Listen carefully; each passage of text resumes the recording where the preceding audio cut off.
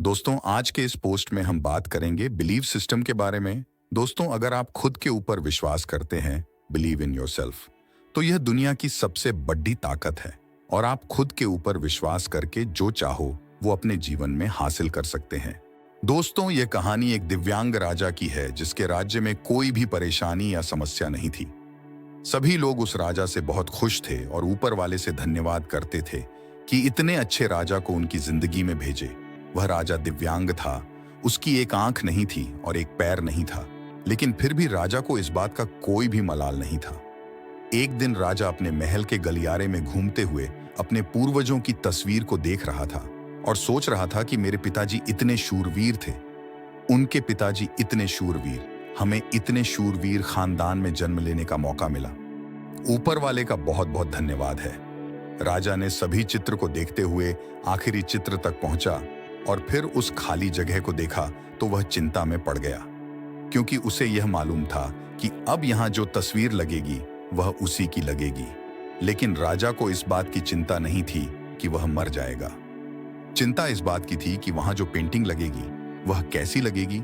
राजा का एक आंख और एक पैर ना होने की वजह से वह चिंता में था।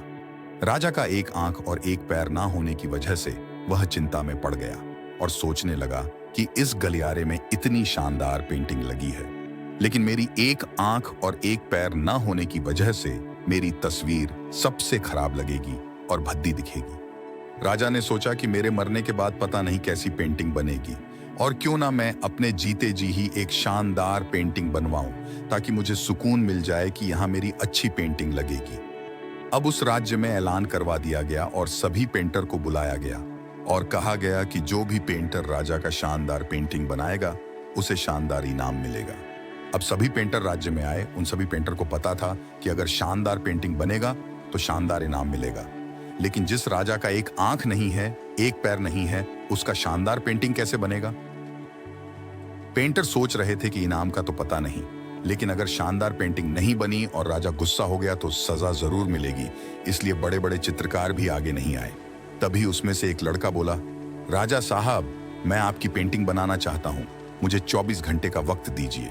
अब सभी बड़े बड़े पेंटर हैरान हो गए कि यह लड़का क्या पेंटिंग बनाएगा, और अगर राजा को पेंटिंग पसंद नहीं आई तो इसे सजा जरूर मिलेगी। राजा बोला, ठीक है, आप बना करके आइए। अगले दिन वह लड़का तस्वीर बनाकर लाने वाला था और दरबार पूरी तरह से भर चुका था। लोग दूर दूर से यह देखने के लिए आए थे कि वह लड़का कैसा पेंटिंग बनाएगा। अब लड़का जब उस राजा की पेंटिंग बनाकर लाया तो लोग आश्चर्यचकित रह गए।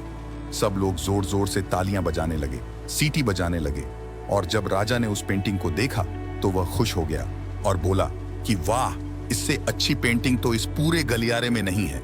राजा ने उस लड़के को बहुत सारा इनाम दिया। अब आप सोच रहे होंगे कि उस राजा की क्या पेंटिंग बनी होगी जिसकी एक आंख नहीं है और एक पैर नहीं है, कैसा पेंटिंग बना होगा। और उस तस्वीर में लड़के ने राजा को एक घोड़े पर सवार किया था। एक साइड से उस राजा का एक पैर दिखा रहा था और राजा तीरंदाजी करते हुए निशाना लगा रहा था, और निशाना लगाते वक्त एक आंख बंद हो जाती है, और उस लड़के ने उस राजा की वही आंख बंद की थी जो राजा के पास नहीं थी। इस तरह से उस लड़के ने राजा को निशाना लगाते हुए घोड़े के ऊपर सवार दिखाया, जिससे एक आंख बंद और एक ही पैर दिखाया, और इतना शानदार पेंटिंग बनाया था कि वह अब तक की सबसे सर्वश्रेष्ठ पेंटिंग थी। उस लड़के के सामने भी चुनौती थी, संकट था, लेकिन उसने सकारात्मक का साथ नहीं छोड़ा। जिंदगी में आप जिस भी मुकाम पर हो, जिस भी संकट में फंस जाए, जिस भी स्थिति में हो, अगर आपने सकारात्मक का साथ कभी नहीं छोड़ा तो यकीन मानिए आप उस संकट से बाहर निकल आएंगे। इस कहानी का निष्कर्ष, कंक्लूजन यहां निकलता है, दोस्तों, जिंदगी में उम्मीद का साथ मत छोड़िए, क्योंकि जिसने उम्मीद का साथ छोड़ दिया तो फिर जिंदगी उसका साथ छोड़ देती है। हर पल सकारात्मक रहिए, खुश रहिए, ऊपर वाले के आशीर्वाद के साथ और अपनों के प्यार के साथ अपनी अच्छी और सच्ची मेहनत के साथ कर दिखाओ कुछ ऐसा कि दुनिया करना चाहे आपके जैसा। दोस्तों, कहानी कैसी लगी? कहानी अगर पसंद आई है तो लाइक, शेयर और सब्सक्राइब करें, और इसी तरह की कहानियों को सुनने के लिए हमारे साथ बने रहे। धन्यवाद।